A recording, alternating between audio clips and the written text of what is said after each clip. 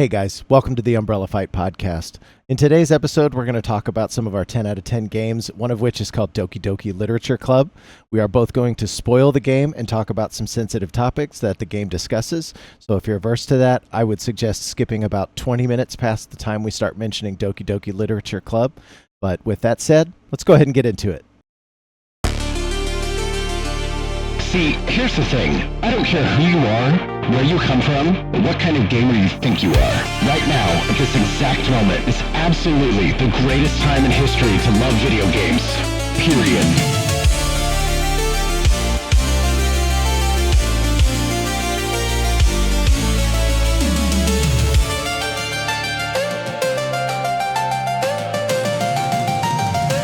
Umbrella Fight.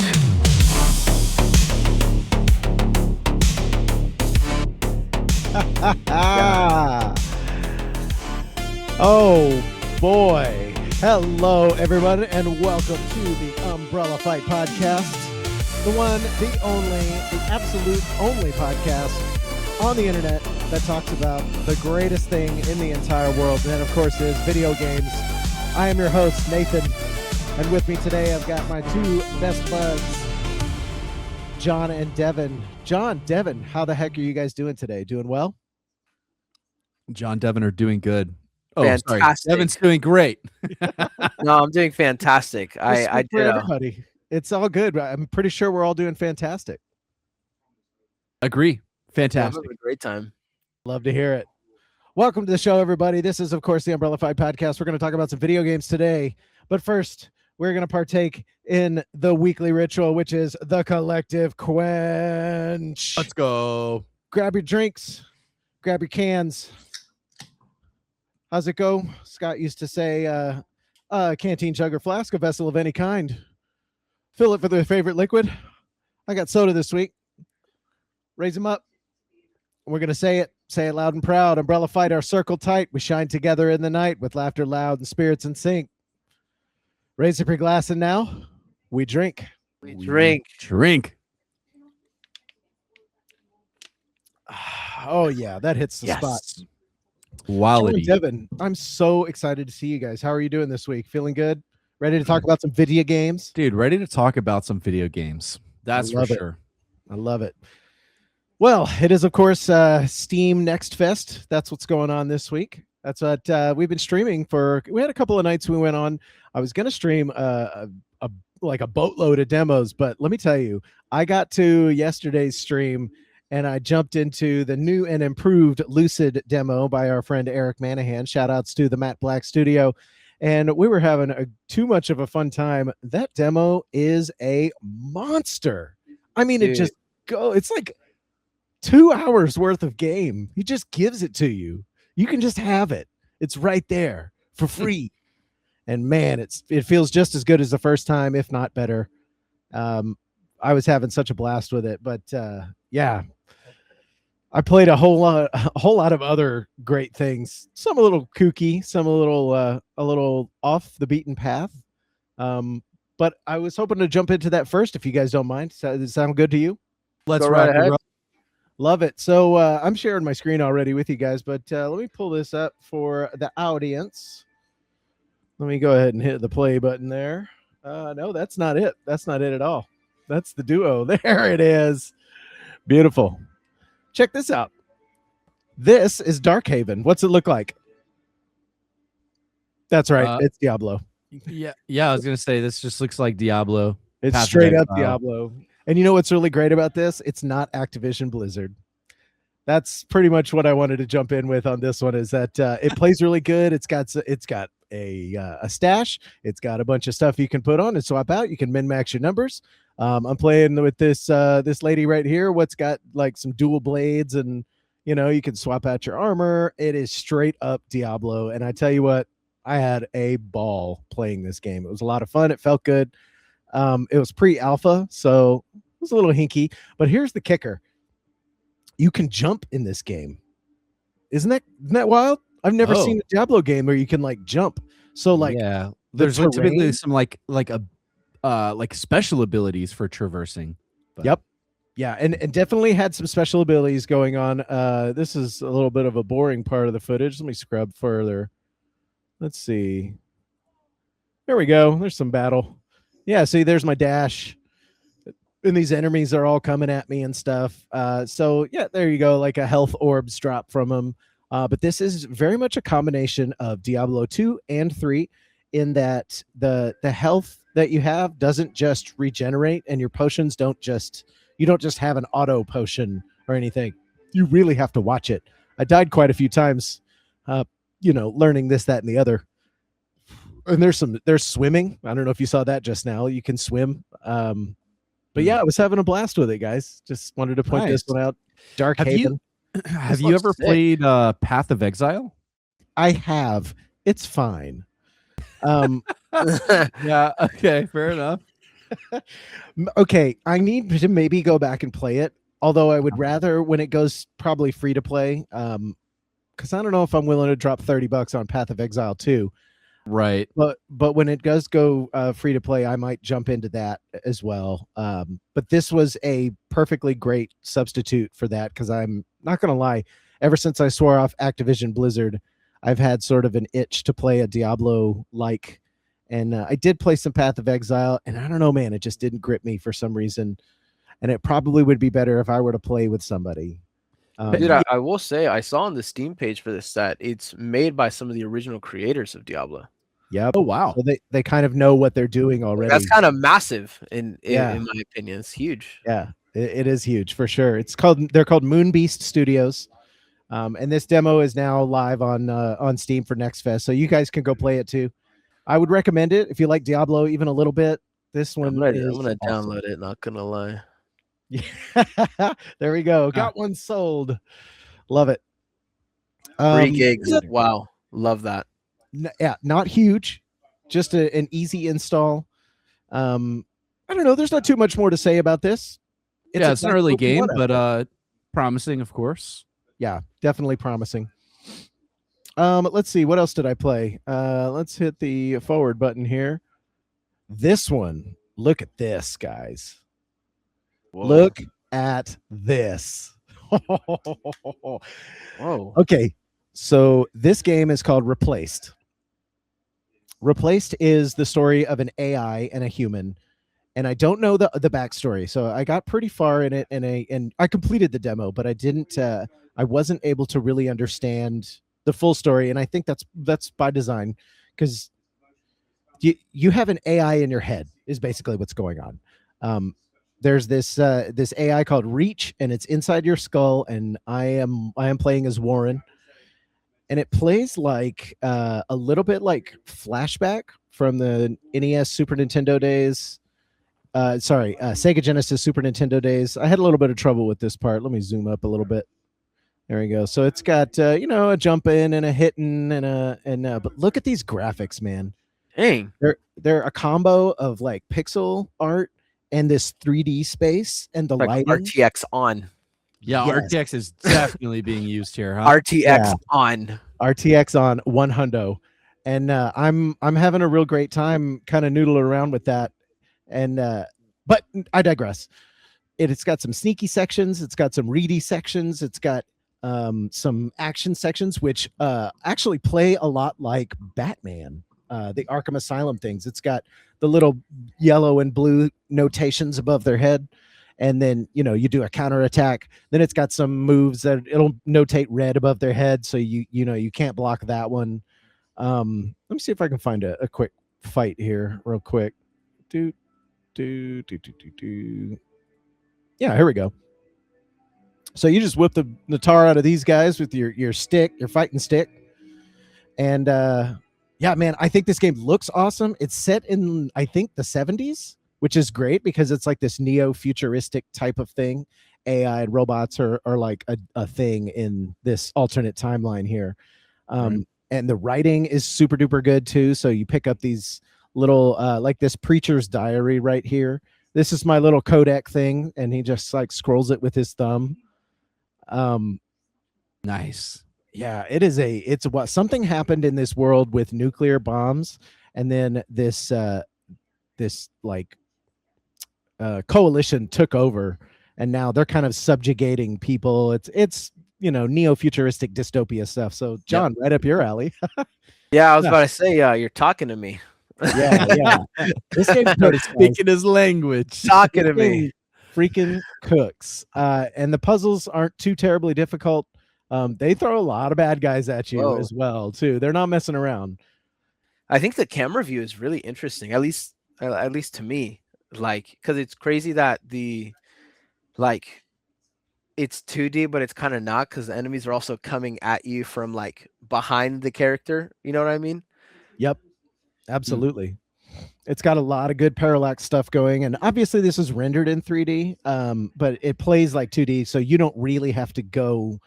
You don't have to go in and out and worry about that, which is good because I don't much care for like a 2.5D that doesn't give you enough depth to be able to control where your character hits and stuff. I always feel like I whiff a lot of hits like that. But this big boy, man, he takes a lot of hits to knock down. Big guy. But man, if you were to go back and watch me play this demo on the live stream, I probably said it 7 or 8 times. I was like, holy shit, this game looks amazing. It's probably the best looking like demo I played so far. It's got a style, and I had a super good time playing it. I'm absolutely going to pick this one up. It's called Replaced. Replaced. Yep. Replaced. So yeah, that's Replaced. It's pretty dope. Highly recommend that one. You guys can go. Obviously, these are all demos you can go download right now. John, you probably want to install this one as well. You'll have a good time with it, John. I know, because you talk so much about Cyberpunk, which we'll talk a little bit about that as well, because I've gotten a little bit further in the story. Yeah, let's go. This will speak to you, I think, on that level. And Devin, heck, I'm not trying to exclude you or anything. So I think you'll enjoy it as well. It's a good little 45 minutes to an hour play if you read everything. Yeah, it's badass for sure. Badass. What else did I play here? Oh yeah, so Divinum. I'm pretty sure I showed Divinum off at some point. This is Devil May Cry meets Dead Cells ish. So like yeah, there you go, hitting in the air, perfect. little combos. Combos, heal ups, side scrolling Metroidvania, equipping different spells into slots and things like that. We played it. I think I might have put up a playtest version of this, which was very much bare bones. This has a story now. The demo kind of touches lightly on what's going on a little bit. This is Fior. She's trying to save the city or something. I don't know. Sure. I'm sure I'll catch the full story, but the story for me wasn't what grabbed me here. The story was a little bit secondary, but how this game feels and plays is very much like a Dead Cells. I mean, look at it. It's very much 16-bit kind of Cells-ish, a Cells-like, if you will. Yeah. And they went through some story beats, but then later on there were some like enemy gauntlets they put me through here. So they'll toss different enemies at you, and the designs are really good. So you can tell there's enough telegraphing for you to tell what's about to happen. There's parries, perfect parries, some pretty sick moves you can do. I was using this one a little bit later. I think I was using it here, but I would have to listen for it. It's called Blink, where you teleport right behind somebody and do a little damage, and then you can go right into a combo. So that felt awesome. And then if you look in the upper right, you can see the little combo meter. I got it up to like 140 something at some point playing this. So you can get the only thing I was waiting for was for it to drop like a grade. Like that was an A+ combo, or that was an S tier. Yeah. Combo. Yeah. I love it. I love a good combo counter. You know what I mean? Absolutely. Like it feels so feels so sick to see that. Yeah. Between Devil May Cry and like a Tony Hawk, I just love getting the numbers. Those numbers to go up. Number go up. That's what you need. Number go up. Dude, there was a Deadpool game that I played on the Xbox. Oh shit. The combo counter was insane, as you can imagine. It was very flashy, very kind of inappropriate. Nice. Might not be surprising as Deadpool is. Yeah. But yeah, like that number go up plus like stuff with it, peak. Excellent. Deadpool. I mean, Deadpool is so great because he's so tongue in cheek. Marvel takes itself a little too seriously sometimes, and I love that Deadpool is like the double-sided dildo answer to Marvel in general. You know what I mean? He just kind of goes ham on the meta of it all. I don't know if you guys watched Deadpool and Wolverine. Great movie. It was so good. I had a good Great time movie. watching that one. Great movie. But yeah, so this is Divinum. You can pick it up as well. Highly recommend this one. I don't think I played a bad demo yet. Well, I take that back. Off stream, I did play one bad demo, and I'm not going to call it out for what it is, but there's definitely some stankers you can find on Next Fest. Always is. To be fair, in a pool of 7,000 video games, Next Fest is featuring 7,000 demos right now. So you're never going to play them all, and it's almost impossible. Challenge completed. Hell yeah. It's almost impossible to not find a stanker here and there. And you're also going to find ones that aren't just, oh, that's not my genre. They're like bad versions of said genre. But you know, what are you going to do, right? So yeah, that's Divinum. Let me see. I got Pinball Dream was another one. I think I have one more after this. Pinball Dream was super fun. It's basically just straight up pinball, obviously, but it's got like attacking enemies that'll get you, and you're just trying to knock all these colored things. It's very relaxing, very neon. And then the soundtrack to go along with this was a guy named Vision 84. It's nothing but like dank ass synthwave stuff, and it was bomb, guys. Pinball Dream is a lot of fun, and then when you clear the board, it goes up to the next level, and then you do a different configuration. So it's real straightforward. There's no the game loop is pretty simple. Yeah, and sometimes you can definitely benefit from something like that. I don't need to think all that hard. I just need it's left shift, right shift, pull the flipper, and watch it make a whole bunch of colors at you. Nice pinball. Sick, right? Who doesn't love pinball? Yeah, I love pinball so much. It's like one of the best live type game things. There's a level select. I got to level 5 or something. And then there's a boss fight, which I thought was interesting for a pinball game. Boss fight. That's that. And then, of course, we've got our beautiful Lucid demo where I was going through and playing some stuff. Actually, this boss at the end. Did you fight this one, John? Oro, no, I did not get to Oro. This might be new then. He put me in the ground once, but then I figured out the pattern. It still was tough. I'm Mega Man in his ass right here. I think the thing I like the most about Lucid, I decided, is the color palette. Movement aside, movement is next level good. It's quick, fast paced, but as far as like the overall pastiche that it presents, the music is really good. The synth tracks are awesome. Why is the synth so great, guys? It's just the best instrument. Yeah, he cooked with the music. It's so good. But I think the color palette is always so unique at every point in this game, and it's like almost it's like it shouldn't work, but he makes it work perfectly. It goes well together almost always. And Eric, shout outs to you, brother. This is coming along nicely, and I can't wait to pick it up. I can't wait to play through the whole thing. We'll do a full playthrough on stream for you guys. He said what, early or something, like early this year, or maybe like half. I don't know, man. You get me lying. We have an interview with Eric actually in our previous podcast, so go check that out. Sure do. I think it's like episode 16 or so. Yeah, right now. Man, Eric is just the nicest guy. Solid, super passionate. Solid dude indeed. Super passionate about his game. He's working really hard. He quit his day job to do this. So if you guys are liking what you see right here, 100% pick this up. If nothing else, just play the demo. I dare you to play this demo and not like it. It's almost impossible. It's so charming. The main character, Owen, is going to, his cleansing day. So it's like a rite of passage for his tribe.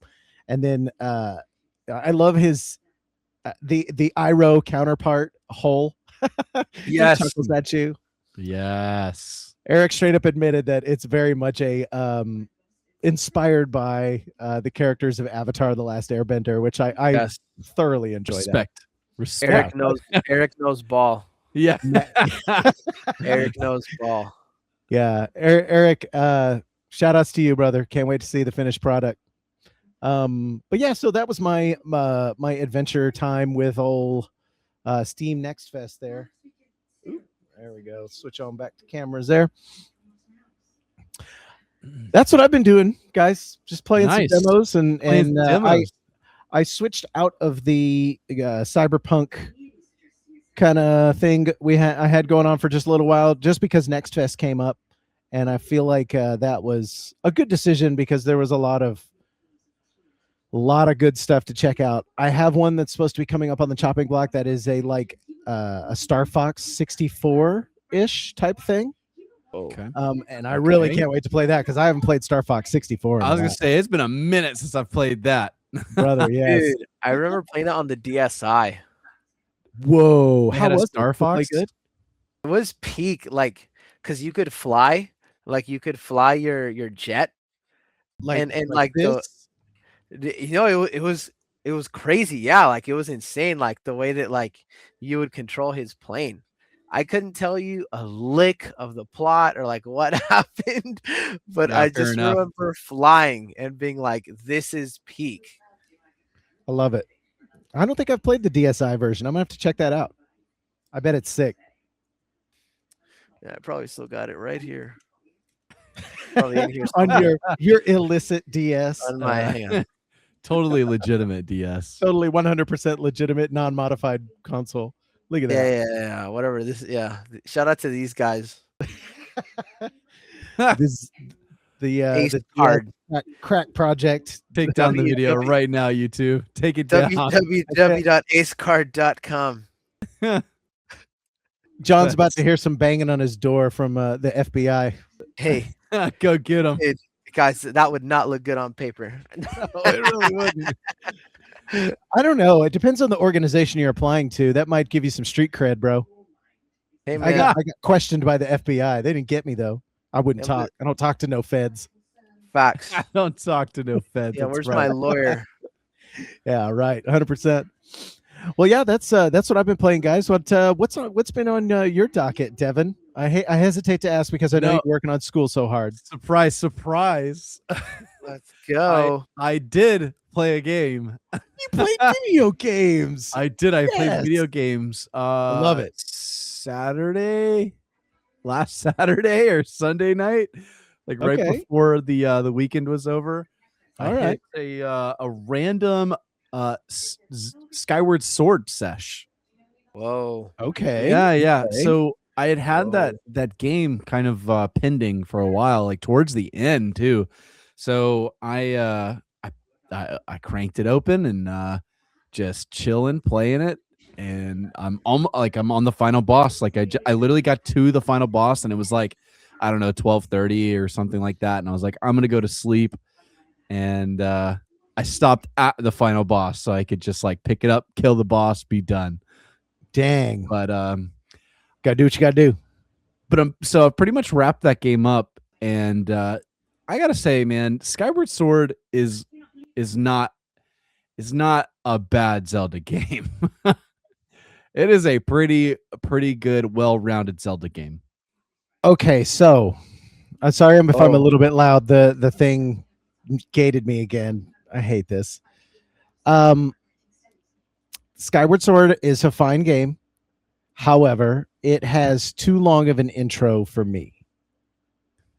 That's Yeah. pretty much the only negative thing I really have to say about it, because I think that the combat is quite unique. I'll probably have to turn the gain down a little bit, huh? Anyway, the combat is very cool. I like the unique controller that they got out for it. That's kind of sick. But man, it's like 3 to 4 hours of, ho, Link, great to see you today. How about we talk about everything that's been going on for the past 2 weeks? Do you have time? Like, no, I don't have time. I want to go do some dungeons, bro.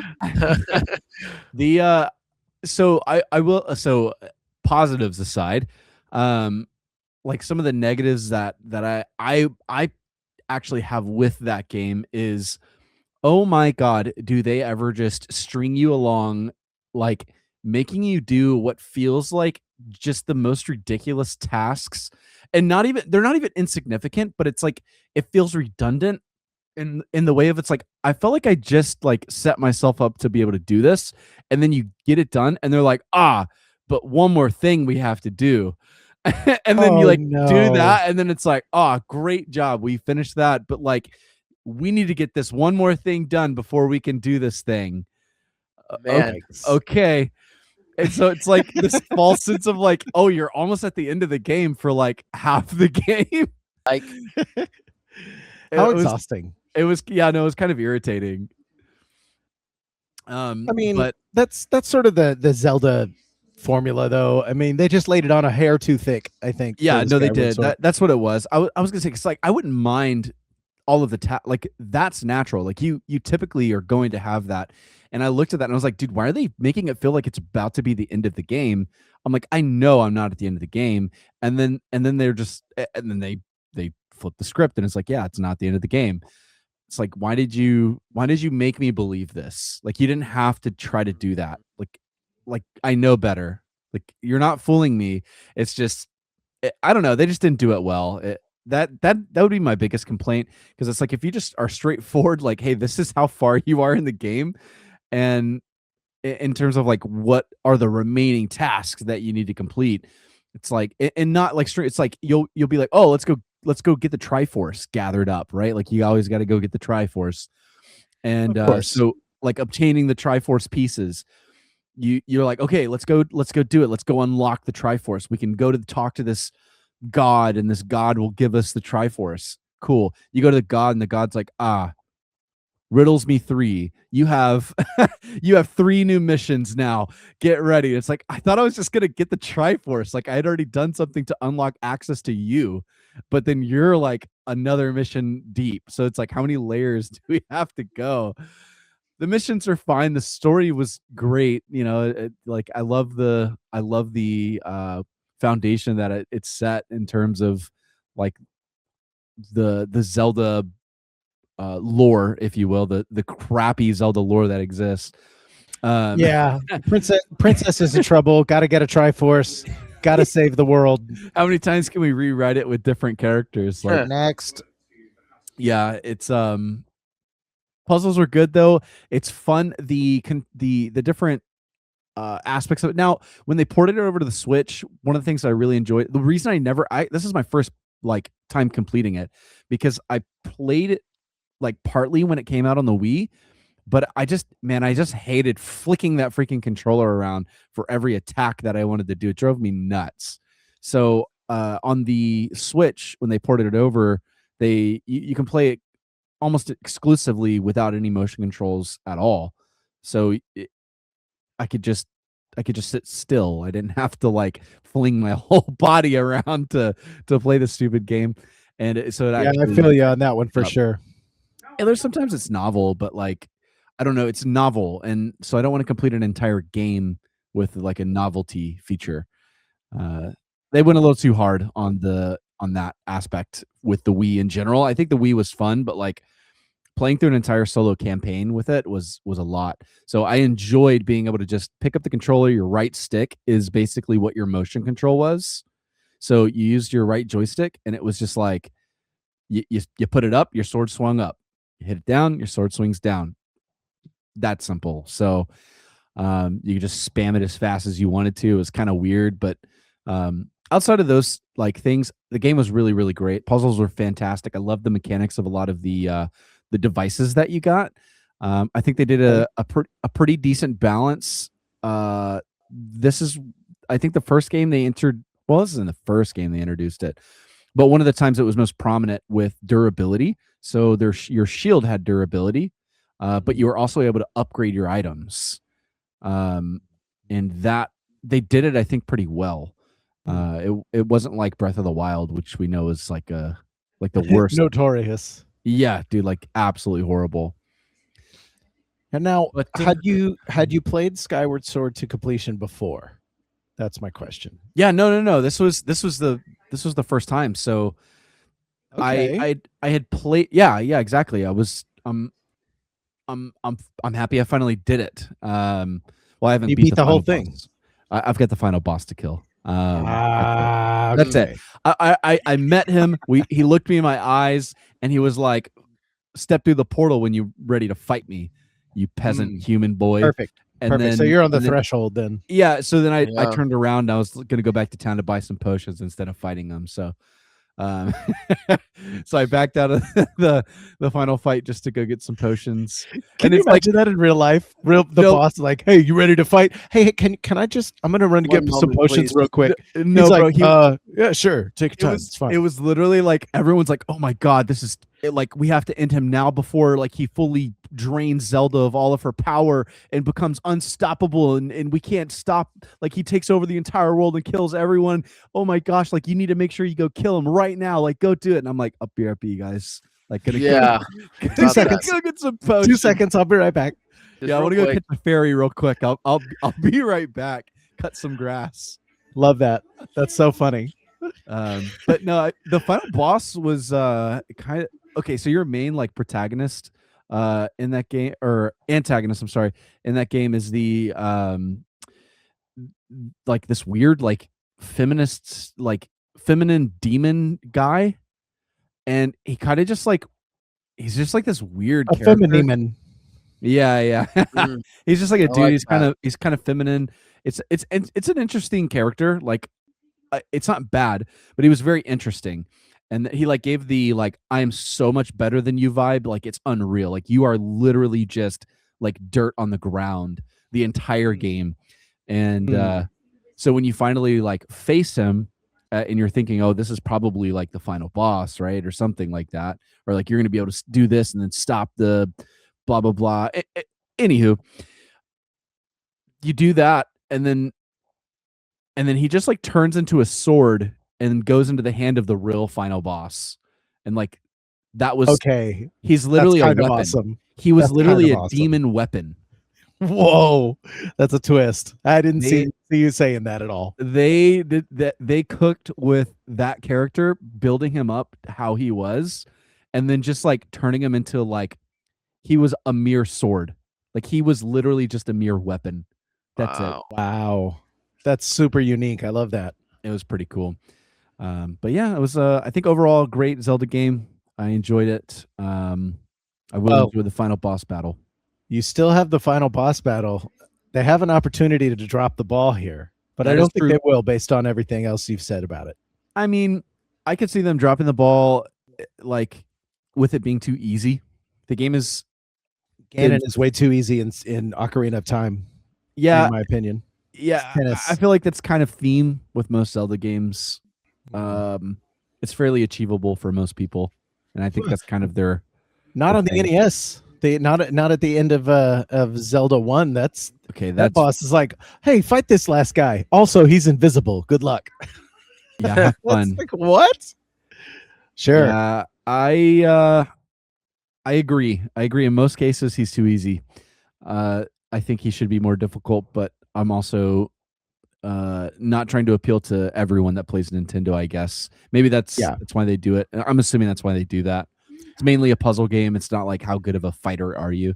It's more about find out how to kill him and then kill him because you now know it. Yeah. It's like once you solve the puzzle of how do you kill the boss, all the bosses are pretty simple. Yeah, and it's always been that way. Even in the NES version, you have you got some arrows. Oh, look, this enemy is basically a giant eye. How about I shoot an arrow in it? Oh, good, it kills it in one hit. Sick. Yep. Yeah, they did that. They had some cool puzzles. They had some cool lore in it.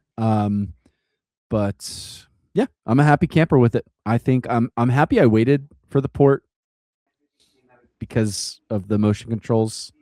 Outside of that, doubt. It's been a great game. Scale of 1 to 10. Comparative to all other Zelda games, I'm gonna give it like in its current form on the Switch, I'd give it a 6. Whoa, I'm rude. Slightly I'm rude lower than I. Oh, you're rude. Okay, you're a harsh critic. I knew it would be that way. Yeah, it's He actually rates things. He yeah, I doesn't rate say. things He doesn't just say 7. Yeah, seven. exactly. So I listened to another podcast on my off time. Shout outs to the Confused Breakfast guys. They rate movies and they do that as well. Their running gag is that IMDb's most common grade is a 7 out of 10, and it's like this is a movie. It's not Yeah. great. It's not terrible. It was a movie. Yeah, 7 Yeah. is 5. Yeah, 7 five is 5. five is good. 5 Not is bad. literally the middle. It's the average. It should be that way. fine. Like, so It's if I say okay. 6, what I'm saying is it's slightly above average Zelda game. Like, Competent. that's yes. Like a Breath of the Wild, probably a 8.5, 9. Right? Like Ooh. peak. Huge. Okay. Yeah. Tears of the Kingdom, on the other hand, I would probably rate it closer to a 5 or maybe even maybe 4.5. Tears of And the here- Kingdom. Oh, and wow. here's- 4.5? Yeah, but here's why. It's not because I'm being rude about the game. It's just because it's not unique. Breath of the Wild was really unique. All they did was like add a expansion pack onto Breath of the Wild and kind of give you some new story. Like it wasn't anything different. So like comparative to a Breath of the Wild, that was the first like open world like Zelda game. It was insane. You just reported that game and added some new features. Like you didn't do anything special. I'm sorry. Lazy. Yeah, no, exactly. So yeah, 4.5, like 4.5, 5. Like Okay. you're not. Yeah, it was good, but like we're comparing you to like the releases of the other one.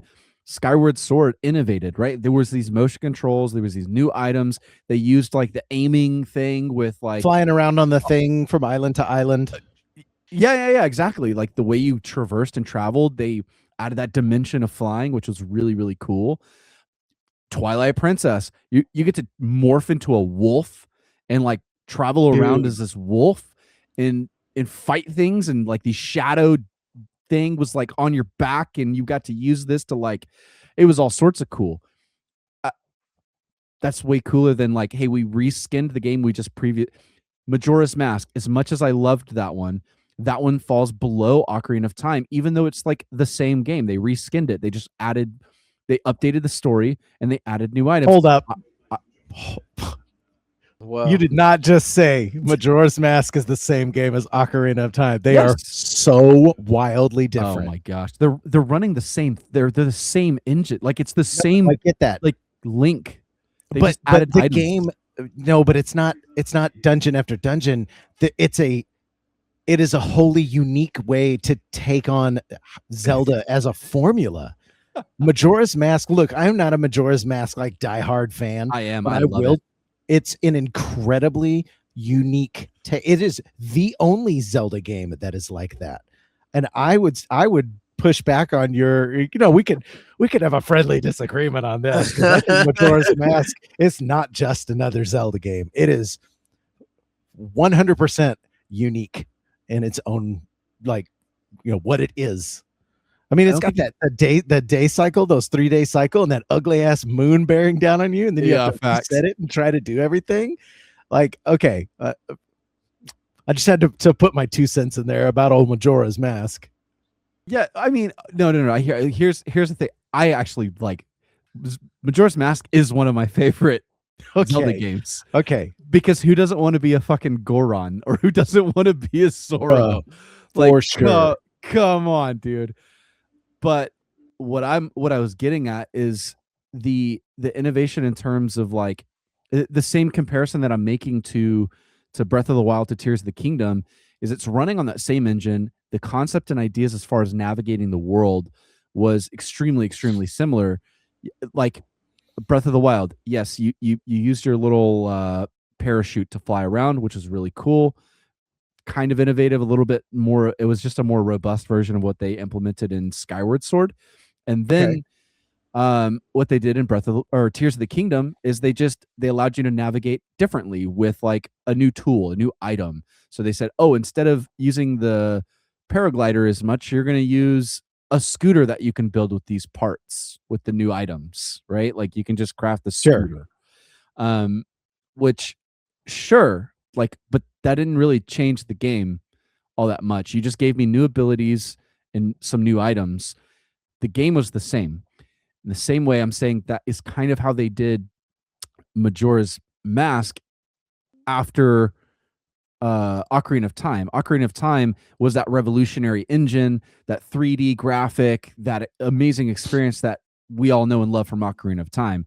They took that same concept and idea of this centralized place that you kind of roam from, being Hyrule Castle, and you're going back and forth and doing these different tasks around the village on the outside perimeter.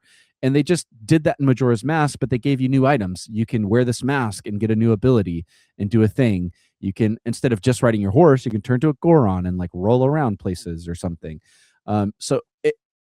Yes, it was really cool. I enjoyed all of those things. But I'm saying from an innovative perspective, it was just they created new items. It wasn't like okay. Yeah. I hear you. I hear you. I I'm not disagree. I disagree with your take They're on not it a 4. a little bit. Majora's Mask is not a 4.5. Okay, what would you give Majora's Mask? Majora's Mask is you can be a Goron. I would probably give like a good 10 out of 10. Like, I'm kidding. I don't know. Okay, now I'm thinking about it. Because I would have to rate Ocarina of Time first because it's gonna fall underneath. Start Ocarina there. of Time. Can I Ocarina of tell Time, you what? Can I tell you what I think Ocarina of Time is? I think they're a 9. Yes, I think Whoa. Ocarina of Time is a 9. Yeah, I think On they're your 9. scale, I'm trying to fit in on your Yeah. scale. I think Ocarina of Time is so. It might even be a 10, but a 9. Like, but based on that scale, that's like revolutionary, and I don't think revolutionary Agreed. quite Yeah. doesn't quite get there. I'm biased. Like, I'm biased in that regard. Like Ocarina of Time was like the game for me whenever I was younger. So it's like, no, for sure. yeah, For sure. There's that rating leaves a little bit of just subjective or objective and leads to a subjective score because of nostalgia. Yeah, it's really hard to strip away the nostalgia, but when you're talking about the previous major Zelda game, which was Link to the Past, it was like, oh my God, look at this. This is a giant field. We can go in there. We can go fishing and go there. And it's like, I got all the 3 things. Oh my God, now there's 6 more dungeons. Hell yeah, let's go. They did this like flip the script midway through. Yeah. Yeah, it's definitely at 9. I would say at least, maybe even like a 9.5. Yeah, I could go as high as that. We could decimal that bad boy. Are you guys a decimal kind of guys on the scale? Because I would probably like to have one because I think sliding it around a little bit. Yeah, that's fine. Yeah, I mean, granular. All right, okay, I can't lie with the decimals. You lose me when people do like 0.3s or like no, like 8.6. No, like that stuff just makes me mad. I just like say 8.5. You know. Yeah, 0.5. we can do okay. Going But- forward, I think we're probably gonna, when we talk about games, we're probably gonna have to throw a rating system in there just because I like talking about that. It doesn't really make any difference, and I'm really glad to hear you say that 5 is the middle because that's a good starting point for, like, you have to at least be a game and enjoyable to play at minimum to get a 5. Yeah, then you go up or Like, down. yeah, and then dock points for poor controls and bad graphics, although bad graphics can be good in their own right. Yeah. But I digress. Ocarina of Time, definitely a 9. So we've established that Ocarina is a 9. What is Majora? Could it be a 7? I think it's a 7. Okay, that's fair. See, everyone loves a 7 rating. Everyone loves it. Well, we're talking about the 5 scale here. We'll call it the 5 scale. 5 being the bare minimum to be a game. And I think a 7 is a fair score to give Majora because Scale. it is unique and interesting. It is not as revolutionary as Ocarina because obviously you're just talking about using the same engine. But when we talk about a Zelda game, we know what to expect. And Majora's Mask is not that. It is not that, even a little bit. Maybe a little bit tiny, like in micro doses. But what you'll have is ultimately a puzzle game. How can I accomplish these 3 days and make sure the moon doesn't eat us all alive? And Yeah. that's very much not a Zelda thing. Is Ganon even in that one? I don't remember. No, I No, don't. it's No, he's just the not. moon. Yeah, the evil. It was the kid. Oh, Stump Kid, not Stump Kid. No, Jump what the hell is Kid. this? What do you call it? Tree Kid? Yeah, Deku what- Kid. No, he was just the masked kid or whatever. Hold on. Hmm. He just Jamie, he like just put Jamie, on pull the that shit up. yeah, he just put on the freaking mask and just Skull Kid. That's what it is. Skull Kid. Skull Kid. That's it. Yeah, he just like put the freaking mask on and became like super evil guy or something. And Yeah. yeah, that was cool. Okay. Well, now I have to ask, what, if any, I knew this was about to come. Say it. it doesn't have to be a Zelda game. So Yeah. I'm not going to limit you there because I truly don't think there's a 10 out of 10 Zelda game. I think maybe some people would call A Link to the Past a 10 out of 10 Zelda game. Some people might even say A Link Between Worlds is a 10 out of 10. Yeah. So I could see some arguments there. I don't have a 10 out of 10 Zelda game personally, but of all video games, I'm just going to open the floor up. What is for you a 10 out of 10 video game? Which ones come to mind? Mm. You know, for me, what's funny is that like for example, Cyberpunk, I can't say it's a 10 out of 10. I can't. Okay. I did not expect you to say that, John. No, because like, okay, let me clarify. If we're talking about like the 5 scale, right? When that game released, you know what I mean? Like, you have to look at the life of the game. Like, yeah, they're in a great spot, you know what I mean? But like, people couldn't play the game. So it's like, I'm thinking a 10 out of 10 as like, it was perfect in every way from launch all the way to the end game. Okay. You know, something that was just like you know what I mean? Like, people just, it came out, people played it and was like, this is the greatest thing I've ever played. Sure. So obviously I'm going to throw Doom out there. I think Doom is a 10 out of 10. I think it was revolutionary and it also still holds up today.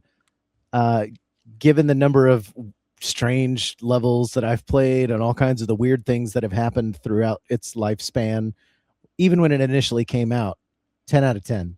Nothing had ever been done like that. It looked badass. It sounded badass. It still does today. And that would be my offering for a 10 out of 10 game. I think I have a few others, but I don't want to monopolize the convo here. Yeah, one that comes to mind pretty solidly is Red Dead and GTA 4 5, excuse me. 5, the Trevor one, Michael, Yeah. Like what's those what's the other guys? Franklin. Franklin. Those 2 Rockstar games come to mind for me when I'm thinking like 10 out of 10. RDR2 when it came out was solid. Like Yeah, there was no it real worked. problems with it. It worked. And another one that comes, 2 others that come to mind is Halo 3 and Halo Reach. Ooh, Reach is a good one. Wait, is Reach or ODST the one that closes with Survive? That's ODST, right? That's Orbital Reach. Dropship That's Troopers. Oh, that's That's Reach. Okay. Reach. Yeah, so those come to mind. 3 really?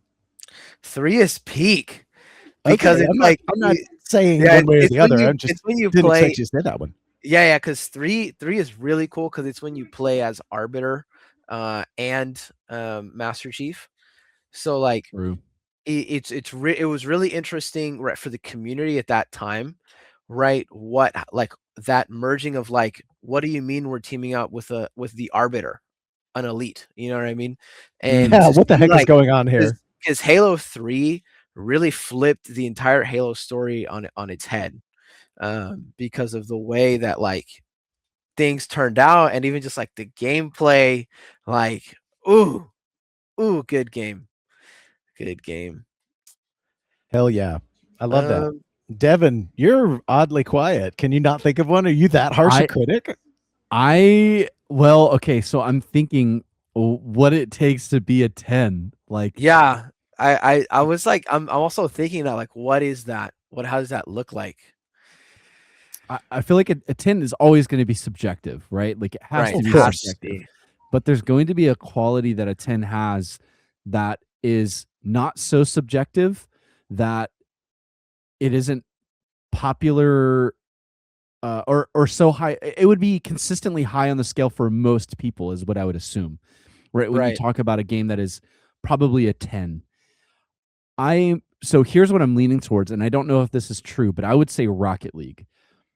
And here's No, Oh I see what yeah, you're that's a saying. No, great take. I see where you're going with it, Devin. here's specifically why. When I bought Rocket League, because I'm old balls, and I was Same. there for like day one Rocket League stuff. But when I bought Rocket League, this is before I was even competitive in the game. Like I didn't even think about being competitive in the game. I just bought the game and I played with a friend, and we called it our feel good game. Wow. Oh, that's a title right there. I love that. We called it a feel good game, and the reason was because we just, every time we opened it up, we were having such a blast playing it. It was like, I'm just driving this car, I've got rocket boosters on, and we're flying, like hitting this ball, and it's all just chaos. And I could drive on this wall, and it was super fun. And I probably looked like an absolute idiot playing at the time, because I probably wasn't good at all. But it felt fun to play. Like even Yeah. off rip, I was just like, this game is awesome. Like I'm just driving on walls and hitting this ball and trying to score. I'm playing soccer, but in a super rocket car. Like just being in was fun. I literally, for probably months, said that was the best $20 like purchase I have made, Wow. like close to ever. Hell yeah. And what does that mean? Okay, definitely the game clicked with me, but I was not unique in that. There were so many people. Oh, yeah. That barrier to entry into the game is extremely low. It's a little like there's a learning curve kind of right as you're getting started. Like, oh, it feels a little awkward, but like the game is still fun, even though it's Very fun. awkward in the beginning. Like it's still a blast, because there's not a skill unless you go into the game like being really educated on all the crazy mechanics that are possible in the game, and you've watched all these players go crazy in the game, and then you jump in, you're like, I feel like an like an idiot. Yeah. If you didn't have that, then going to the game, it doesn't matter. Like if you're playing against those people who are also in that same place, everything that happens is still just as epic as it is whenever you're at the high level, right? Because it's all for about sure. perspective, right? Yeah. Oh yeah, you guys did a jump hit. What do you mean you just did a jump hit? Like I pressed A is one that? time and I accidentally hit the ball into the net. It was sick. Like I turned my car and I accidentally hit it sideways. Bro, it was nuts. And it's like when you level up and you're like, oh, that was really stupid. But like it didn't devalue at the time how epic that was. Yeah.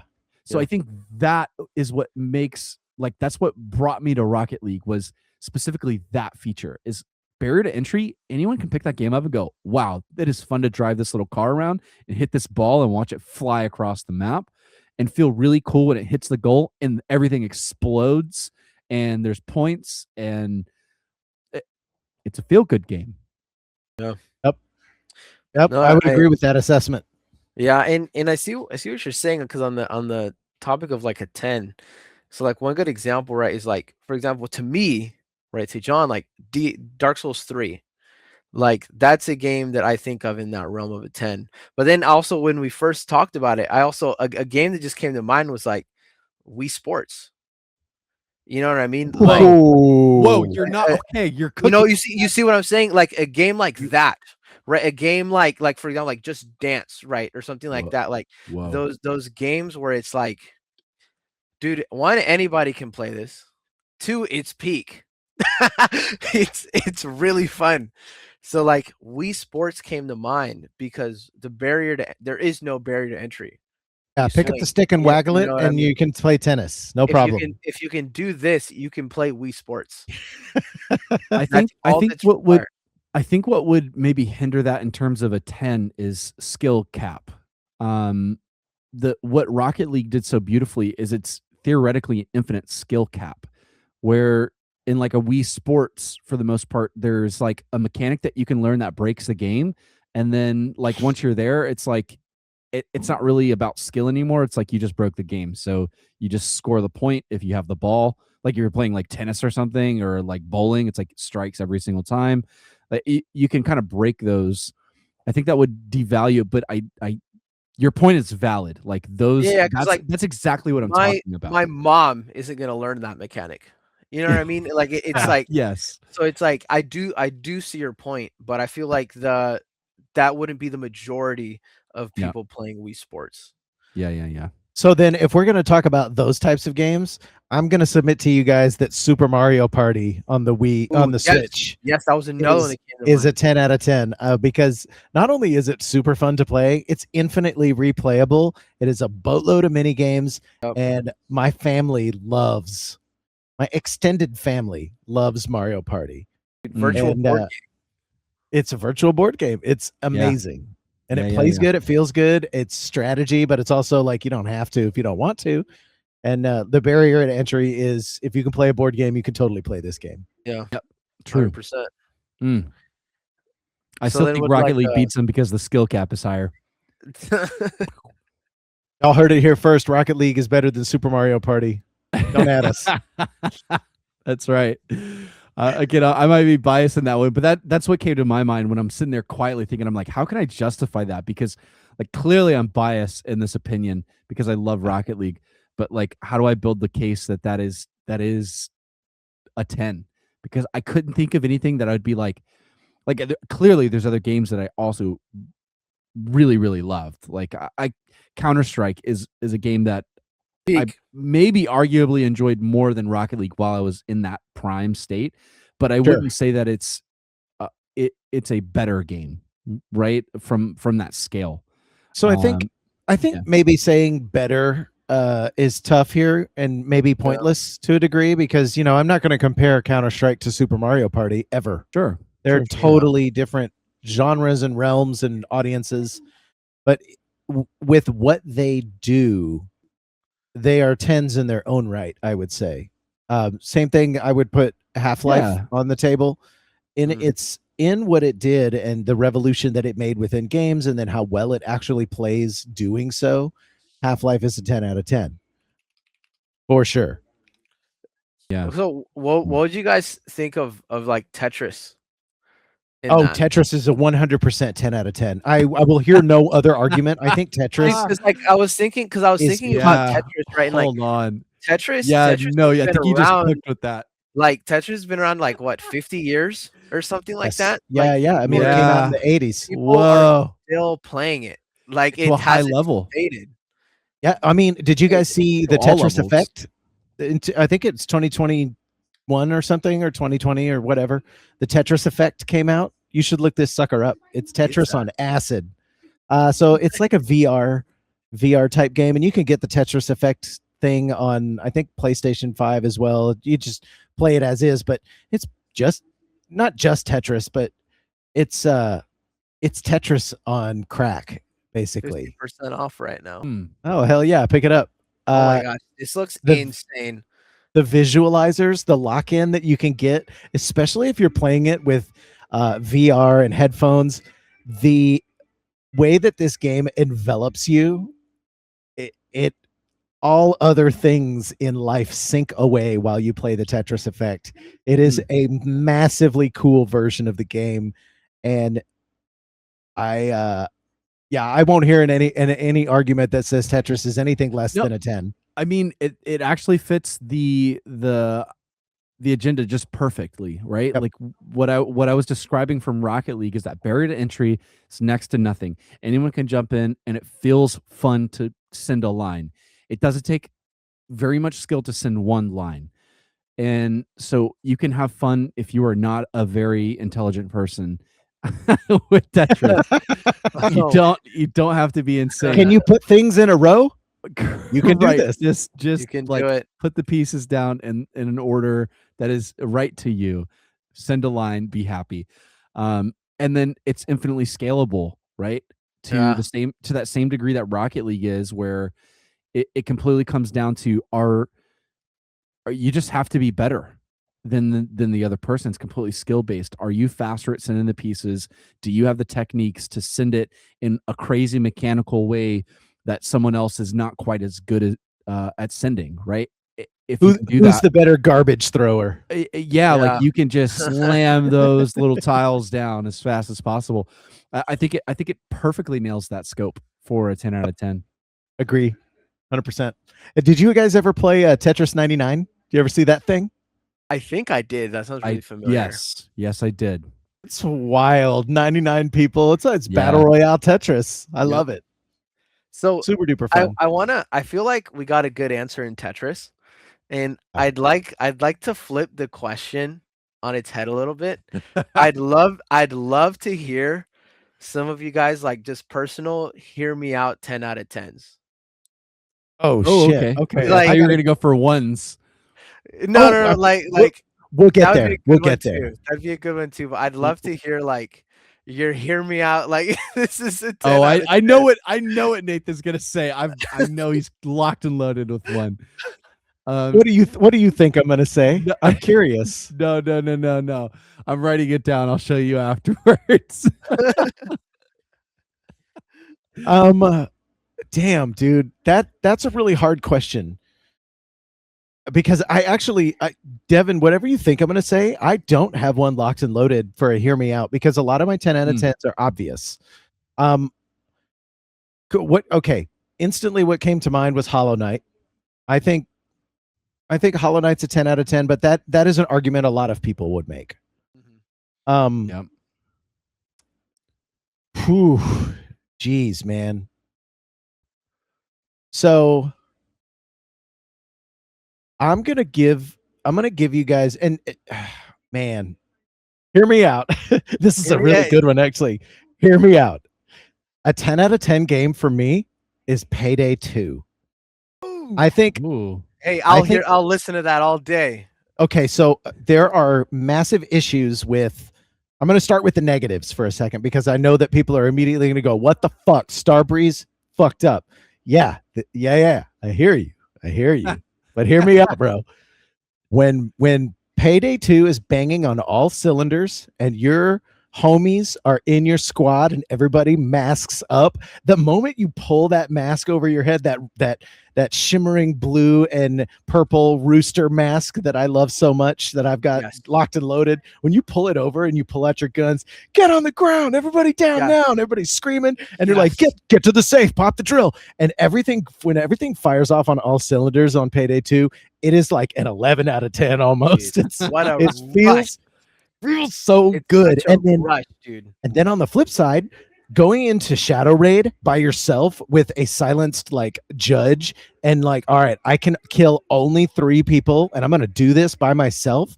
And you complete the whole mission by yourself, getting all of the loot in like 2 hours.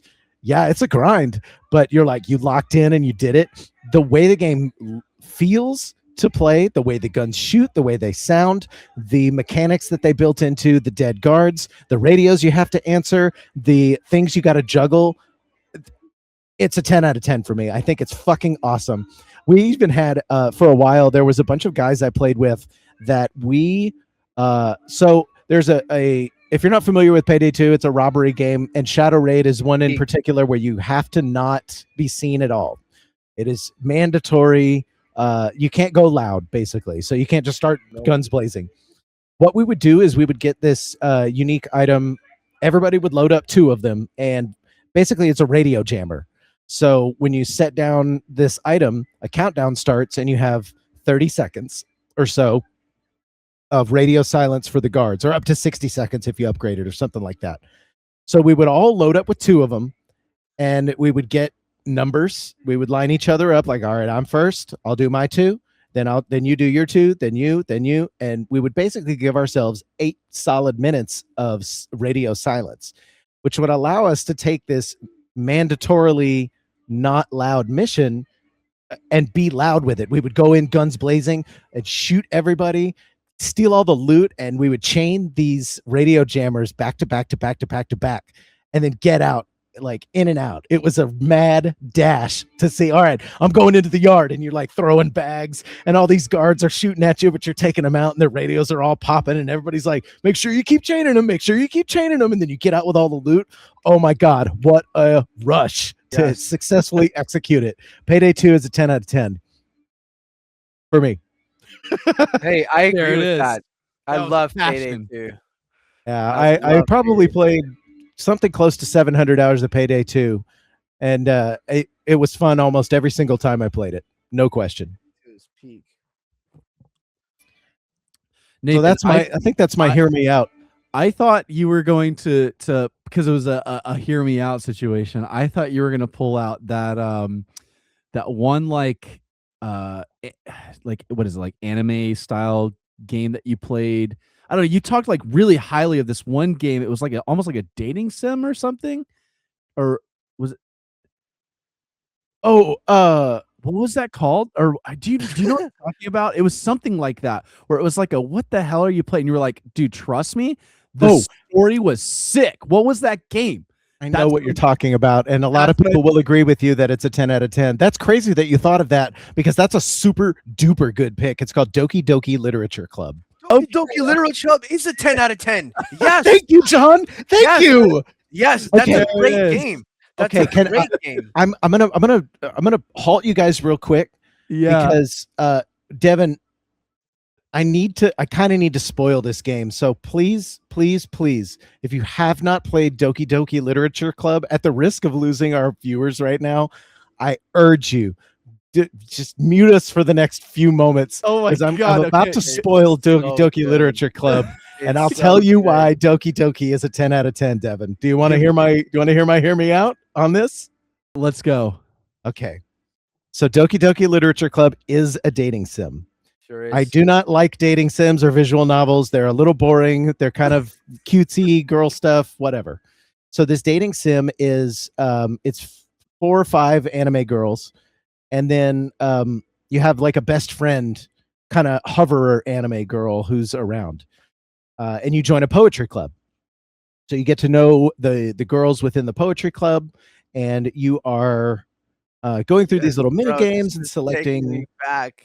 Yeah, you're selecting, different choices and dialogue things, and kind of building a relationship, and you typically will gravitate toward one of them in a dating sim in general, and this is no different. So as you're going through this, you're talking a lot with your friend, who is this other little girl who you don't really, she's not a considerable dateable person, right? I'm getting a little emotional actually thinking about this, because it's a really, really, really sensitive topic. So just trigger warning if you guys are listening to this.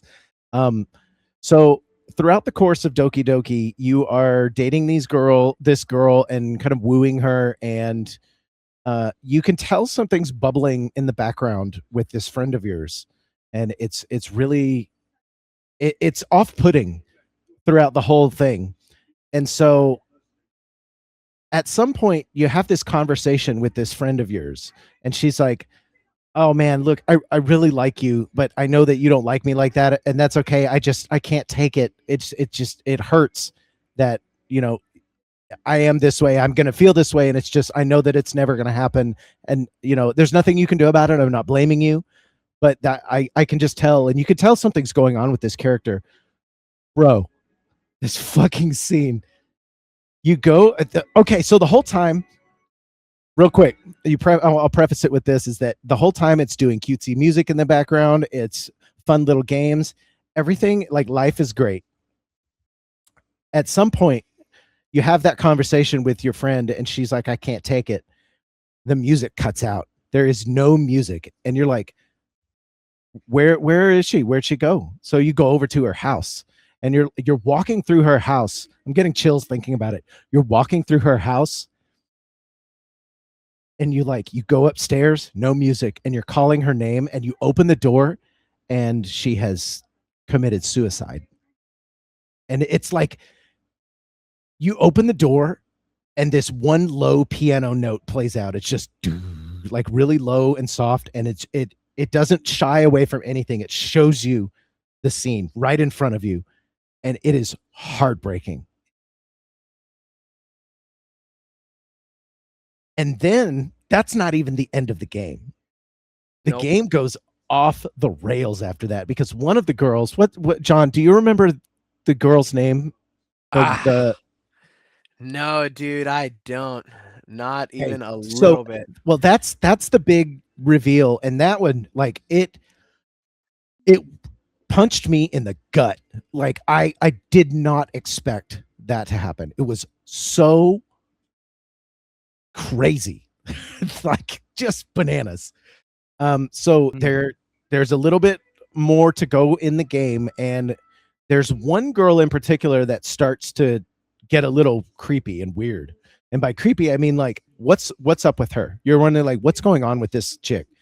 Turns out she's actually a demon and has been manipulating everybody this entire time, including you. Yup. And then the game it gets real meta and goes beyond, like goes into Yes. weird places. Oh, So God. then after you're done with this game and you roll credits and you're like, oh shit, what an experience, you can actually start the game up again, and you can manipulate the files so that if you take out like one of the characters, there's a folder in your little Steam library, excuse me, and if you take out the character files and put them where there's not there elsewhere, that character will not be in the game when you play it the next time, like Whoa. at all. Like even on the title screen, that character is disappeared entirely. Whoa. And so this demon is kind of like talking to you as a player. So not only does it do this heartbreaking scene and really address it in a way that's super heavy, the game then gets meta with you on so many levels. Doki Doki Literature Club is one of the greatest things I've ever experienced. Yep. Playing a PC game. Holy shit. Not another one like it either. No, absolutely not. There is not another one like it, even a little bit. It is I would definitely say it's a 10 out of 10. Dude, Good pick. Good dude, thought, Devin. I can't believe you Yeah. pulled that up. That's No, awesome. dude, that was Well, I've deep heard cut. I've heard you speak cut. like super highly of it. Obviously, I haven't got the full story, but I've heard like every time you brought that up, you're like, no, Bro, it's it not what you game's think. Like you insane, need dude. to play it. I'm sorry I ruined it for you. I didn't expect you to no. actually to play through it. But I wanted you to understand that game goes Yeah. places. Dude, No, it's I don't think I insane. ever would have picked it up without understanding, like, hey, this like to that level. Like, I don't know if I would have ever just because of the like it's the judge a book by its cover situation. It's like, okay. Totally. Sure, buddy. That's insane. I was telling you. I remember it too. You But were- so the one thing that I think is well, obviously there's the fun part of it being meta, and you can like removing the characters Yeah. and kind of manipulating that. That's fun. Yep. The way it approaches the topic of mental health, the way it let me just paint you the picture of having that conversation with her when she said this isn't okay and I feel bad and I don't know what to do about it. I felt something. I wasn't like, oh, this character's gonna off themselves. I felt weird. I felt disturbed. Like it did something while I was playing it to me emotionally that was wholly unique. And I don't know if anybody's ever known anybody between you guys that has had those types of mental issues and depression and things like that. But when I was having that conversation and I felt off put, it wasn't just like, oh, I don't know what's going to happen in this game. I felt the phrase "something is wrong" comes to mind. I was like, something is wrong. This isn't wrong. Something is off, and I don't know what it is, and I'm uncomfortable, and I don't know how to solve whatever's going on because I don't know what's going on. And then they drop that on you, bro. Freaking nuke, bro. It was a tactical nuke to the heart. Bro, it's crazy. Like I had a different experience playing Doki Doki Literature Club. I was still in high school. I was at a sleepover, and a bunch of me and my brother's friends, there was like 8 of us, played it on like the TV. Our buddy lugged his PC to like their like 70-inch TV they had, and we just played it. So it was like, and we beat it like in one go. and like it was That's crazy, the way to play that game is one go. dude. And it was crazy, like seeing like how the mood would change like in the room. You know what I mean? Mhm. Yep. Like, there were certain parts that were like scary, like everybody freaked out. It was like, but it's a crazy ride, a very unexpected one. Yeah, I think there's only one detractor from it, and I don't think it alters it from being a 10 out of 10, is that you can never have that experience Yeah. again. If we always talk about some games that are like, if I could go back and forget it and redo that game in its entirety from scratch, that's one of them for sure. If I could forget everything I knew about Doki and play it again, oh man, yeah, because it's an Wow. experience, Yeah. dude. Oh my god. All right. Ooh, I'm almost emotionally drained thinking about it. It's a heavy Dude, game. it's a for lot. sure. It's a That was lot, bro. intense. Dude, I think her name is it Monica? I had Am no tripping? idea. Yeah. Yeah. It's Oh, crazy. Monica, you're right. It is. It's called Monica, She's bro. Monica. There's actually a really good oh shoot. There's a musical artist. I'll have to look it up. They did a theme song, not exactly a theme song, but like a collaboration song with the Game Theory.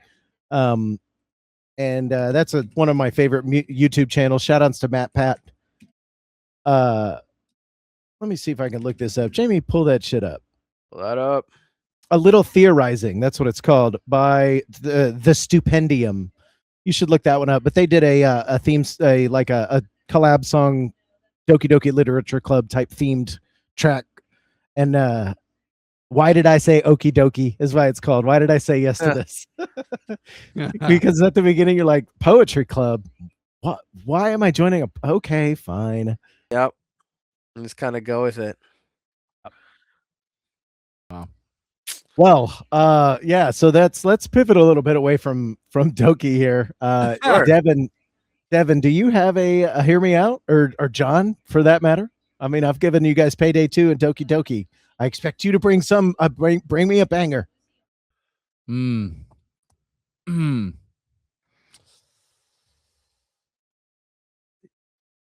I do No have Man's some. Sky? If you got one, John, take it. Okay, because- I have okay, I can't lie. I have a couple, right? Okay. I have a couple.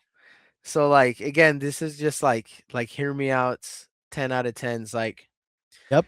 one big one for me is Mirror's Edge Catalyst. That game is peak. Yep. Okay. That game, again, this is just to me. You can't tell me I'm wrong. Nope. I'm not going to fight you on this, but I do want to. I want to hear you elaborate. Playing that game, like, going into it completely unexpectedly, and the ride it takes you on, and it feels good to play. It's one of those games where, like, even after you beat the story, you like persist in it because you want to. And I've played that game on my Xbox One, my PC, my PS4, and my PS5. I've played it on every possible device you can play it on. It's that good. Hell The yeah. other one, this is a 10 out of 10. Everybody needs to play this game. I've talked about it a little bit on the podcast, but Before Your Eyes, Ooh. peak Yeah, game. Peak when me game. and John did a duo podcast, Devin, you were out that week. He and I talked about that. I urge you guys to look that podcast up. I think it's episode 18 or so. It's just me and John, but you talked about Before Your Eyes. You had me emotional about stuff because that game is nuts. So like the way that it works, because you can play it on even on your phone, you can play it. So the way that it works, it uses your camera, right, to actually tell when you blink. And obviously if you have that available, but and it's crazy because you're having these scenes play out in front of you of a life, and the moment you blink, time passes, but you don't know how much time passes. So it's like there are moments in the game where, like, you start off as this baby, right? And you're like, you see your parents, right? They're loving on you, and like all this thing, and then that scene keeps going until you blink.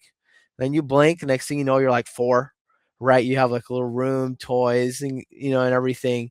and then you blink again, time passes, and slowly, slowly, and slowly, you have all these moments pass, right? Until eventually, when you start blinking, your dad's gone, and you start blinking, and then next thing you know, right, like you're at your mom's deathbed, Mm. and you see all of these moments, right, as and this there's times in the games where like you literally, it's like you want to stay in this little bubble, this little moment, right, so you don't want to blink, and you literally like are just looking at the camera trying not to blink while this scene plays out in front of you, like and one thing, you're holding your child, you know what I mean, like you're like you get married, like all of these different things, and it's like the moment you blink, it's something else. You don't know how much time could pass, you don't know what could happen. Jesus. The moment you blink, it's over. It passes before your eyes. And so that game is peak. Like I got to play it on the we had an Oculus Quest at the time, and we got to play I played it on the Quest, and it's a short game, it's not long. But like by the end of it, I was bawling my eyes out. I can't lie. It was like into the late hours. Like it was like Huh. 3 a.m. And I was like in my room just unconsolable. It was bad. Like it was like I woke up the next morning, man. I gave my parents a fat hug, you know, like told, Yes. like Right. told them I loved them. You know what I mean? Because like it really puts a lot of things into perspective. You know what I mean? And there is a lot more nuance to the game. It actually is a lot deeper than what I'm describing. But that's a game that to me is a 10 out of 10 for me. That is my hear me out. It's a big one for me. Good picks. Big Wow. game. Then the other 10 out of 10 I have Don't you is dare say Overwatch. no, I was going to say that. I was going to say Spider-Man Shattered Dimensions on the DS. Oh yeah, Oh you yeah. mentioned that one. Yeah, you've talked Peak. about that before. That is peak, dude. Peak. Hey, I bent that game to my will. I was able to play that game over and over, and I kept wanting more. I still play it to this day. That's one of Like, those games that I imagine you can pop open and you're just like, all right, I'm gonna run through this game real quick. yes. Like I would do it on car rides. Like I played it like 8 times on the way to Disney once. And great How game. many Spider-Man Shattered Dimensions does it take to get to Disney? 8. 8. 8 if you That's take your so time. good. But yeah, like no, literally, this game is peak. Like I don't know, like why. Like look, I'm in it right now. Look, I'm in the game. He's I'm playing it playing right it now. right now. I'm playing it. Like I'm playing as Spider-Man 2099. I'm in the future. That's so sick. So like So that's a big one. That's so that's your fire. that's a hear me out for sure. Because that game, until you mentioned it, I did not even know existed. Yeah, for real. There's okay, so I will say, man, there are a lot of games. So like there's even an X-Men Origins game on the DS Oh that yeah. is also peak in my opinion. Like I'm really excited for the new Wolverine game that's coming out because like that'll be the second ever Wolverine game I've ever gotten to play, and the first being on my DS. And that's another game that like I just bent to my will. Like every single secret in that, I 100%ed both of those games on my DS. Like I know everything there is to know about that game. Hell yeah. Mm, I really love it when a game speaks to you so much that you're just like, I have to know every nook and cranny. I really think was so peak. one of the games I remember growing up doing that to, I think probably for the very first time, was when Super Mario 64 came out. I had to know everything there was to know about Mario 64, and I think I do at this point, because I'll still go back every now and then and play through it. And it's muscle memory at this point. It's built into my DNA. I know how Super Mario 64 is. And yeah, it's always so much fun when you can really sink your teeth into something, and Yeah. it gives you back a great, experience every single time. Yeah, man. Like another one is Destiny 1. 10 out of 10 for me. Amazing game. Wow. Okay. An FPS MMORPG. What a mouthful. What a mouthful. FPS MMORPG, yeah. Bro, Yeah. just a bunch of random letters, dude. Dude, like The best ABCDEFG there is out there. bro, like something like and it was interesting is that like I'd never really played a traditional MMO before.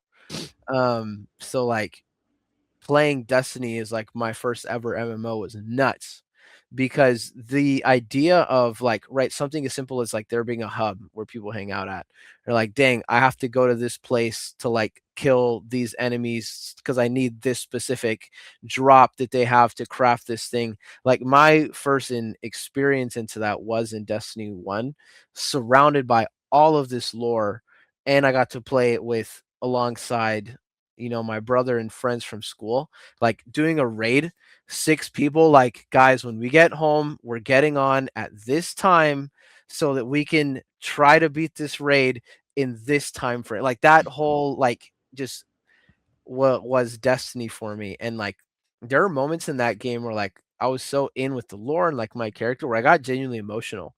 Like things would happen. There were certain characters that like got nuked, and it was just like, man. And it was one thing that I think is good about a game is when it has those little things, right? That just, man, they just make it to like something as simple as like, man, I just got this legendary engram. I need to go to our cryptographer, Master Rahul, so that he can decrypt this engram that I found. Like something is just trivial as that little process was so cool. It was Destiny 1 is another hear me out for me. Hell yeah. Love that. Yeah, that's all I have. Those are my hear me outs. All right, I can't top y'all's hear me out 10 out of 10s. The first couple of ones, those were nuts.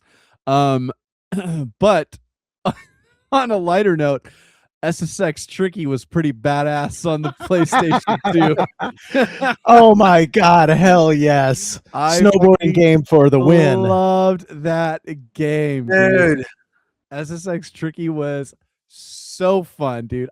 That, and then another, I think, well, this is one that we played on the PlayStation, may have been on something else, but Need for Speed Most Wanted. I played the ever-loving shit out of that game when I was younger. I remember playing that. It probably, well, I know SSX Tricky holds up today. Like, oh, no. Yeah, absolutely, like, it does. If you haven't played it, go play it. Get like a little PlayStation 2 emulator, download the game, play it. It holds up mechanic-wise, the feel of it. It's all still peak video game. Like, I'm not biased in that in terms of like how it feels. I'm not biased, dude. Trust me. I might Evan, be you're biased. not wrong. I feel like SSX Tricky is like in everybody's past. No, like everyone knows that game. I love that pick. Like, and I just know the music was peak, huh?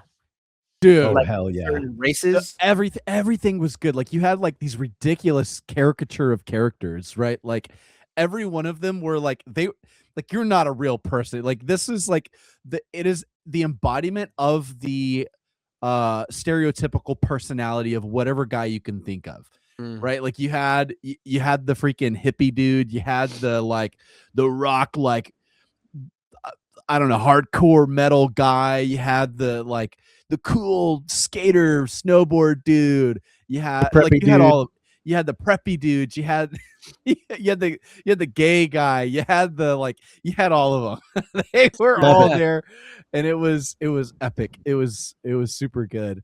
So if you're gonna toss in SSX Tricky, I'm actually gonna also then toss in Tony Hawk's Pro Skater 2 and 3. Yeah, there it is. Yeah. Tony Hawk's. Okay, hold on. I'm gonna give you guys my favorite poem that I heard in the last decade. Even roses are red, violets are blue. Tony Hawk's Pro Skater 2. That's it. That's all that matters. That's it. That's it. That's it.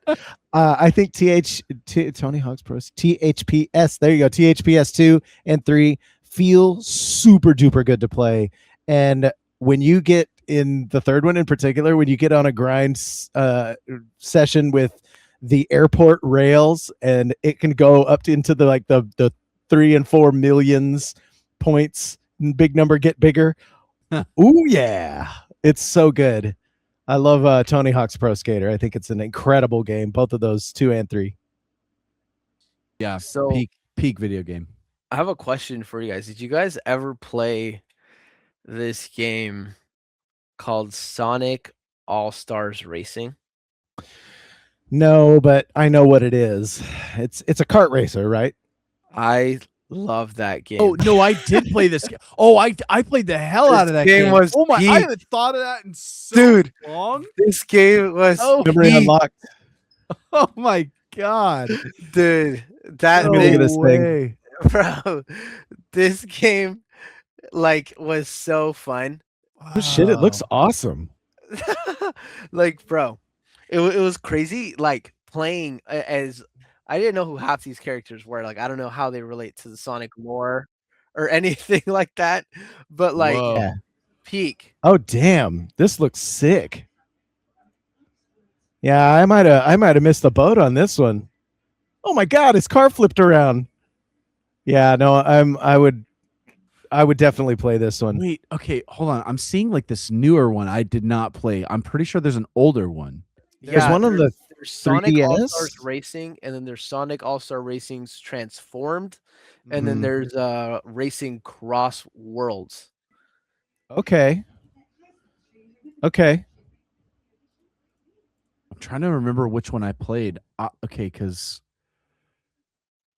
I know I played one of these and it was so freaking fun. Dude, yeah, the one I played heavily was the All-Stars Racing. Based on what I'm looking at here, it looks like it's the perfect speed for a kart racer. Like what Mario Kart 8 is now, which by the way, I think that might be a 10 out of 10 too. I think that speed, it has to be just right. Yeah. It can't be too fast. You don't need no R-Type. No, not R-Type. What's it called? What's the one? F-Zero. That's the one I'm thinking of. F-Zero is holy shit, this is fast. And then Mario Kart 64. Look, I love Mario Kart 64, but it's like slow balls by today's standards. Yeah. Man, those games. I have another topic. This might be a topic for another podcast, but I would love to hear what y'all's. I accidentally took off the rose-colored glasses. You know what I'm saying? Because I did that. Man. Yeah. My intermediate one. So, growing up, I loved GoldenEye, and then I played it recently, and I accidentally took off my rose-colored glasses, and I saw it for what it was. It's kind of dog shit. Yep. No. Yeah. There's some games that don't hold up. That's why I was surprised when I went back to SSX Tricky. I was like, okay, I remember the controls being really awesome and feeling really nice. But okay, today's standards, they're probably going to feel clunky. Something's going to be off. And I was so pleasantly surprised to just be it felt modern. Yeah, it was ahead of its time, dude. Years. It's quick. It's quick, responsive, and it runs at, for lack of a better term, 60 frames a second. It's smooth. It's not oh, this is running at 15 frames a second, and I'm dealing with it. No, Correct. It runs high. It's a high-powered, high-velocity game. It was optimized. Yeah. And during that time, HD TVs weren't a thing when it came out. So it was locked at a 29.97, but it certainly didn't feel that way. It felt smooth. You know what I'm saying? It really was. I'm telling you, it was not even. I don't even think it was a year ago that I played it. I threw it up on a little PlayStation 2 emulator and played my legitimate copy of the game. My 100% legitimate I bought it copy of the game. That is correct. Bought and paid for. I mean, to be fair, I did buy that game. Sometime I did at some point. So sometime I just kept that copy just perfectly. Anyway, so I played course. and I was just pleasantly surprised with how smooth it was. Like I played that game for like 2 days straight. Like that's all I touched. Like I just played the hell out of it for an Hell entire yeah. weekend. And I didn't regret it even slightly. Like it was I think I got close to beating the game. Like with one character, like maxing a whole character out in the campaign or whatever. Damn, Yeah, that's wild. No, I'm telling you, it held up so good. I was like, oh my god, like I want to just keep playing this game again. Peak, Like literally. Seriously, yeah, literally the peak of the mountain. But yeah, that would be my my hear me out 10 out of 10, I think, because yeah, what the hell? Good pick, great pick. In fact, there's something I love about I hesitate to use the word cartoony, but those games that have that like cell shaded look, or that the characters are very stylized, that it has a personality, you know. Yes. I think there's some stuff going on today. There's one game that's not out yet, but based on the way it looks, it's like they're going for that and they're not getting it. They're just not getting there. There's a new Horizon Zero Dawn game coming out, but it's like Another one? It's like an always online looter shooter type thing in that universe. And the way it looks is just completely different. Yes, it's totally different. I have opinions about it. I don't really want to get into it, I guess, but man, today's studios want to capture what SSX Tricky does with its characters, and they're just not nailing it the way SSX does. I mean, that game came out in, when did this game come out? 2001. Jesus, yeah. 25 years ago. Dang, a quarter of a century ago, this game came out. When it released, bro, I was I was 4 years old. I wasn't oh my alive. God. John wasn't alive. That's just extra. He predates the like I wasn't around. I was 15. Yeah, 15 when that came out. We Back really in my day. Great span. Yeah, it's nice to have a young, a medium, and an old on the cast here. Yeah, it's good. It's good. So I think I have another hear me out that's a 10 out of 10. Okay. And this is a real hear me out. Even though you know what, I'm not going to put any caveats on it. I think this is a 10 out of 10. So hear me out. The original Silent Hill for the PlayStation. That game for me is a 10 out of 10 because, well, I have this like nostalgic love for it. It was one of the first horror games that truly was like, oh, this is scary. I'm feeling fear right now. The sound design is super good. The story is really weird. The graphics aren't great, but that's okay. It like has a vibe, and it holds the vibe the entire time. You know, there's never a point in it where you're like, so even there's a light side of things and a dark side of things. Then you go into the dark side of the town, it's all rusty and creepy and stuff. And you know, you guys are familiar with Silent Hill, but the even in the daytime, like you're in the hospital and you're talking with this nurse, and then you're talking with this other guy, his name is Kaufman. There's something like off-putting and creepy and otherworldly about it, and it gripped me. I played it non-stop, just couldn't put it down. And then I played it again and again and again. Man, Silent Hill, the original one, was fucking cooking back in the day. Yeah. Yes. I think it is a 10 out of 10 in my book. Heck yeah. Yep. That's all I need to say about that. It's a good one. Good one to throw in there. I do want to say Overwatch, but don't. Yeah. See, okay, I'm gonna throw your words back at you. You have to take into account the whole span of the lifetime of the game.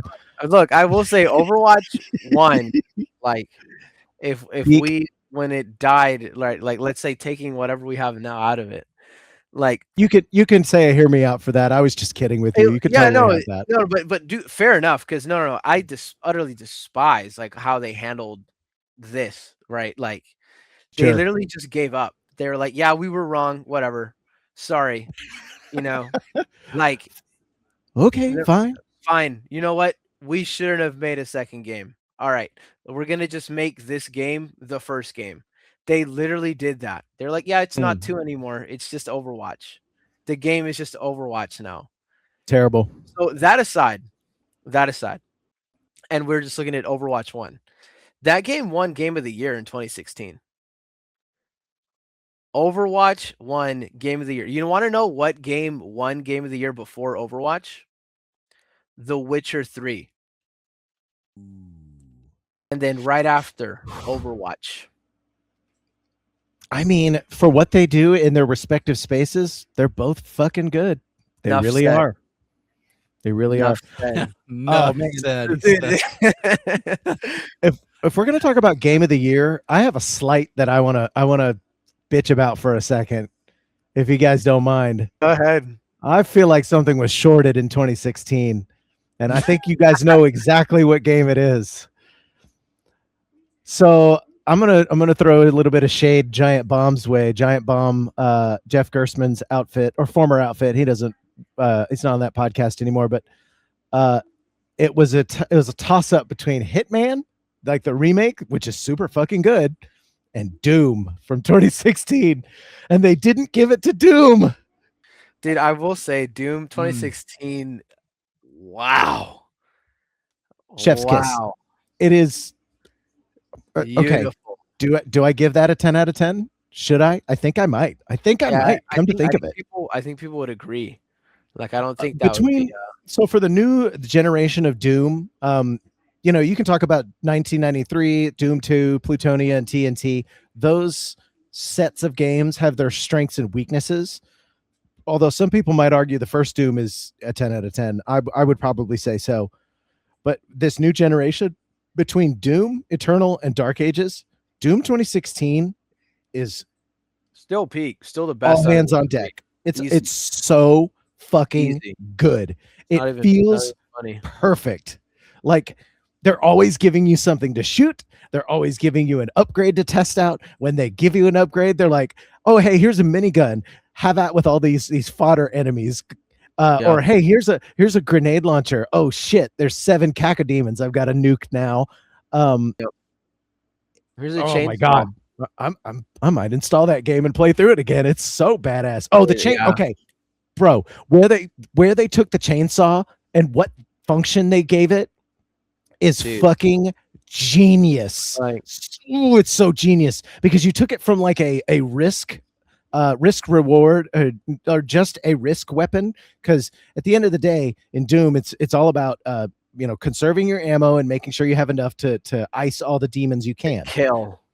And the chainsaw in the classic Doom is really good for like, all right, I've got this one enemy I'm dealing with and he's big and bulky and I don't want to waste you know, a bunch of shells on him, so you just get in there with the chainsaw. Well, giving it the function of just like, I'm going to pop this, I'm going to saw this enemy in half, guaranteed kill, and I'm going to get a bunch of ammo in it. It turned it from just risk to risk and reward. It's so fucking genius what they did with the shot, with the chainsaw. Next level good. That change up alone, plus the glory kills. Who doesn't love tearing an imp in half down at the center? Like when you get berserk and you're just like ripping these things in half, and it's so violent in the best way possible. Doom 2016 is also a 10 out of 10. Fight me on that. I dare you. You can't. You won't win. Doom Slayer wins. I agree. Do we have any more 10 out of 10s, or can I ask you guys one more question before we start working our way to closing the show out? Yeah, I'm good. Yeah. Do you guys have any 1 out of 10s? You guys ever play something you're just like, God, this is dog shit? 76. Damn. Yeah. No, dude, I had that one ready to go. Yeah, no, I didn't have to think too hard about it. I was like, okay, what game did I play? And then just immediately put down, not because like oh, like I'm not interested. No, I was actually like, this is just like not fun. Like not even a little bit. I launched that game in under 30 minutes. I refunded the game. Like Damn. it was that bad. I played the game for 30 minutes and refunded it. I was like, I don't even want to try to give it more of a chance. Like it was, I absolutely did not. So that's a one for me. That's a one for me. Mm. Damn, dude, that's Yeah. brutal. Hey, Bethesda, I hope you're listening. You Yeah, know where you it's stand on good. that one. Yeah, they know what they did with 76. I hope they know. Shit. Yeah, they do. They do. Um, I asked that question, and I'm having a real tough time actually coming up with one because I feel like there's a lot of redeeming qualities even in games that I think are poo-poo. Damn. Dude, yeah, I'm trying to think because like That's actually a harder question to answer than what is a 10 out of 10 because there actually is such good stuff in games in general. trying Oh, to think what did I hate. I got one. I got one. Got it. I got one, and it's actually a 1 out of 10 that I enjoy. So hear me out. Okay, hear me out one. The House of the Dead 2 House of the is Dead. What is The House of the Dead 2 is an on rails shoot 'em up with zombies, and it's really not good. I like it though. The voice acting, actually, the voice acting in it is some of the worst voice acting I've ever heard in a video game. So I would probably throw that under the bus as a really shitty game. But oh, I got a great 1 out of 10 for the Dreamcast. There was it's called Sonic Adventure. Mm. That game is dog water. The water for the dog is what Sonic Adventure is. It's so broken and so bad and just not. First off, Sonic is terrible in general. Fight me on this. Sonic has never been good. There's never been a good Sonic game. That's not Sonic All-Star Racing. And that's not even a Sonic game. It's just a racing game. Okay. Hold on. Yeah, like I I have have one. opinions about Sonic. Oh, you've got a 1 out of 10? So no. Or are you about to defend Sonic? I'm about to defend Sonic a little bit because Okay. I have a Sonic game that is near and dear to me, and it specifically it was a Sonic Adventure game. Sonic Adventure 2 Really? had okay. Hear me out. Okay. The game had a couple of redeeming qualities that I absolutely loved, and one of which was a kind of a mini side quest game part of the game, and it was these little what the hell do you call them? Chocobos. Yeah, basically they're like these little blue dudes, and you just like train them up and you like fight them. And it's like little Pokemon dudes that you train up and you fight.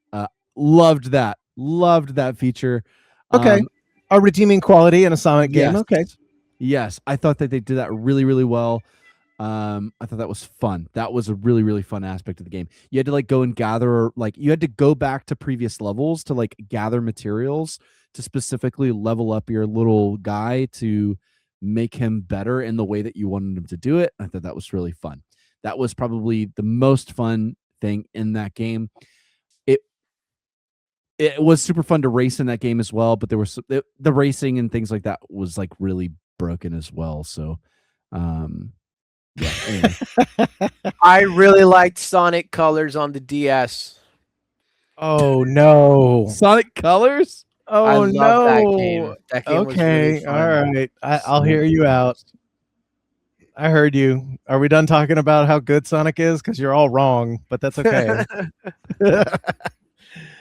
I wish Sonic was good. I feel like I wish Sonic was good.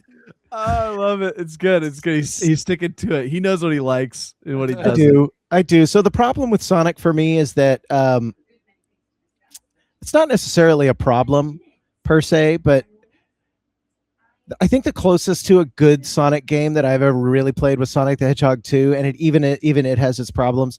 If you're designing a Sonic game, which I admittedly have not played Sonic Mania, which I have heard tell from Sonic fans that is the cream of the crop 2D Sonic game. I think if you're going to design something with speed in mind like that, you need to craft the levels in such a way that if I know what I'm doing, I can just go through the thing and not stop at all. Because there's sections in Chemical Plant Zone, in Metropolis, in the oil zone, oil ocean, or whatever it is in Sonic 2. Every stage has these moments where you have to like stop, and then you have to get Sonic going with his little momentum again until you're running.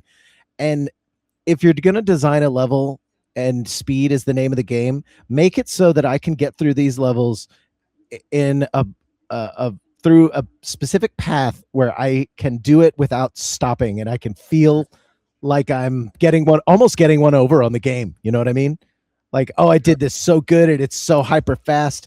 And there's one specific path. If you choose this, you go high on this part, mid on this part, low on this part, go back to high.